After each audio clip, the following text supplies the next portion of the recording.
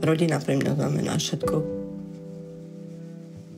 A mne už ostali len deti, takže ja už žijem len pre nich. Bývalý partner mal rád alkohol. Tým pádom tam prišlo k bitkám, hádkam a už naposledy to vyvrcholilo do extrému takého, že použil tam niečo iné, čo nemal. Videli to deti. Boli sme v krizovom centre, kde môžete byť po dobu len 2 rokov. Tým pádom, pokiaľ není nikde voľné miesto, musíte si zohnať sami ubytovanie. Nebolo vtedy nikde voľné, tak preto sme skončili na ubytovni. Je možno trošku smutné, že sme sa v krajine zmierili s pojmom pracujúca chudoba.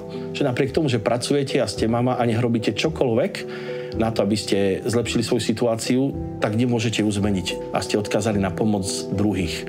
A práve tento náš produkt, dostupné sociálne nájobývanie na to, aby tie mamy, ktoré túžia po svojom domove, ho mohli dostať, aby sa stalo realitou, aby sa už nebáli, aby sa úsmevom vedovali svojim deťom, aby aj svojim deťom vedeli dať bezpečie a istotu.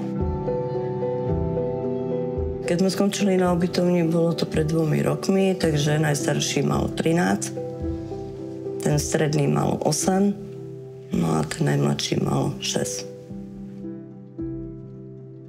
Chlapec sa dostal do zlej partie, prestal chodiť do školy, pil. Škola nás nahlásila na sociálku, na úrad, tým pádom ho zobrali do redukčky. Dnes na Slovensku v sociálnom bývaní pomáhame 37 rodinám, od 3 bytov v Bratislave až po posledný byt v Spišskej Novej Vsi. V tých 37 bytoch žije 108 detí. Je to 108 detí, pre ktorých tieto byty a toto celé zázemie, ktoré im tvoríme, je pre nich bezpečný domov, v ktorom môžu bezpečne vyrásť. Toto bola podmienka súdu, že musím si nájsť proste iné ubytovanie. A ako úrad práce mi proste pomohol s tým dostať sa akú úsmevu, ako dar. Tým pádom sa dávali byty do poriadku, tak hneď som bola na prvom mieste. Kvôli chlapcovi.